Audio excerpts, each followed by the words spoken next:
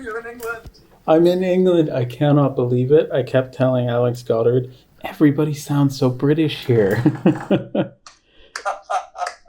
The Aloft Hotel is very nice once I found it, which was a whole thing. So anyway, let's rewind.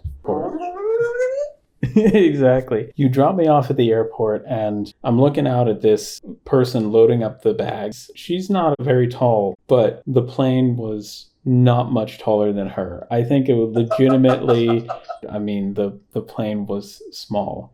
And there were 6 of us plus the pilot. The time that I was actually on the plane in the air, in that rinky-dink plane, I was so relaxed and so calm. It was so cool. I think that people should take that flight just for the experience of it. Some people would have been probably very nauseous and freaked out by the whole thing, because you can look out and you see the whole wing of the planes out your window and you feel a good amount of turbulence just in a plane that small.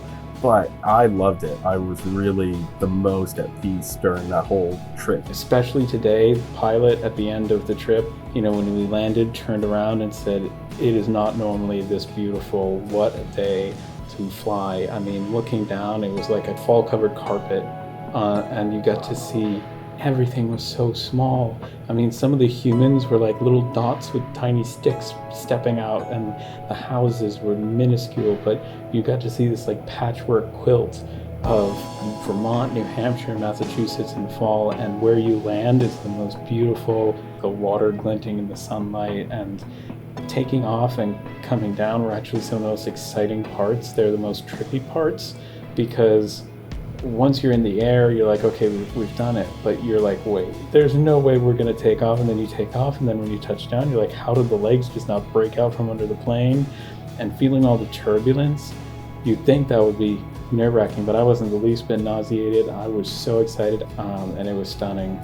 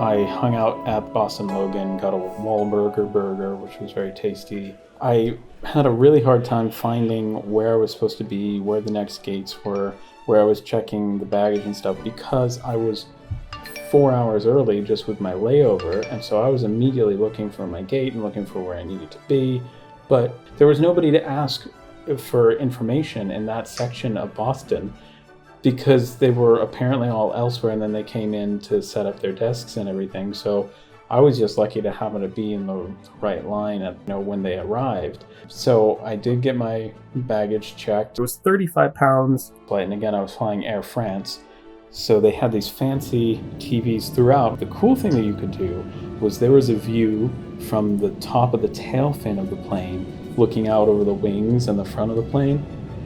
And there was a view from the wheels of the plane. So I got great shots of the plane taking off and seeing it out the window and also seeing it from the front. I had 2 monitors, but I was so glad I was the only one in my row. The flight was successful and smooth. There was some turbulence, but that was kind of exciting. I took it in stride. And I went with the chicken and rice option. I watched the latest Indiana Jones movie, which I'd never seen before, and I did get some sleep. The Paris flight was so long, 6.5 hours. I had actually originally supposed to have had a layover in Amsterdam, but the day of the flight, I get this email saying your flight has been canceled. And so we had this last minute scramble, but I did have to transfer from an Amsterdam layover to a Paris layover.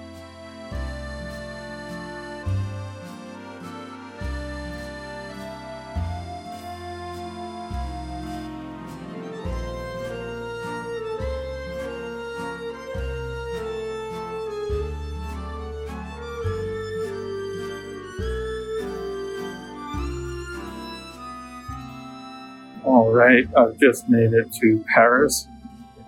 It is currently like 5:50 in the morning, although we just crossed over into another time zone. So we've done the 5-hour jump. All right, I'll see you later.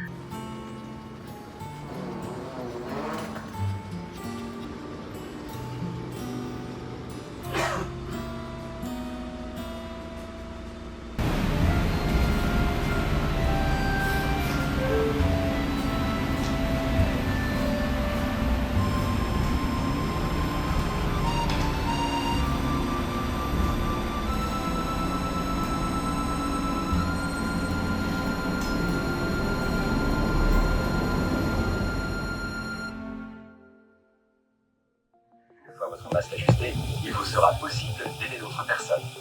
Make sure your own mask is well adjusted before helping others.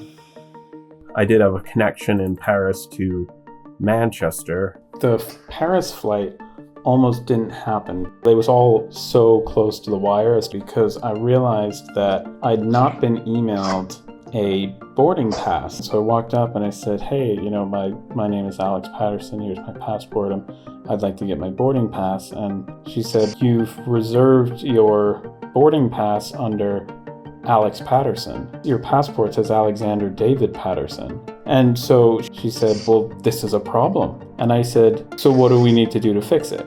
She kind of huffs and puffs and then calls in a colleague he can't figure out. They call in a superior, says, you know what, here's your boarding pass. We're going to board you and make sure that all your tickets are booked as Alexander David Patterson. Like, I was one of the last people aboard because they were just sorting this out. So that was stressful, but I got onto the flight.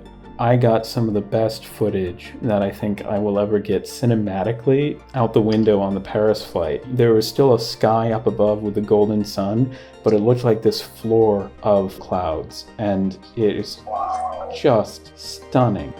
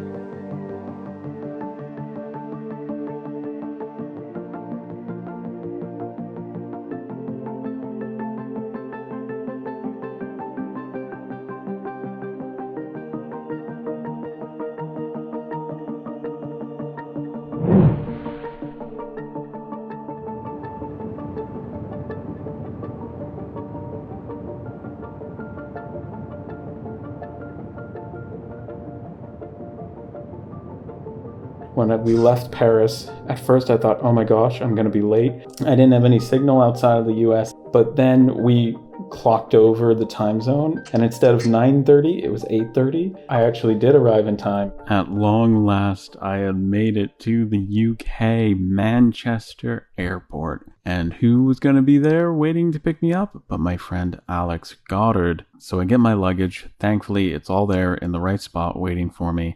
And then I make my way to the outside of Terminal 2. All right, it's official. I'm in the UK. I'm in Manchester.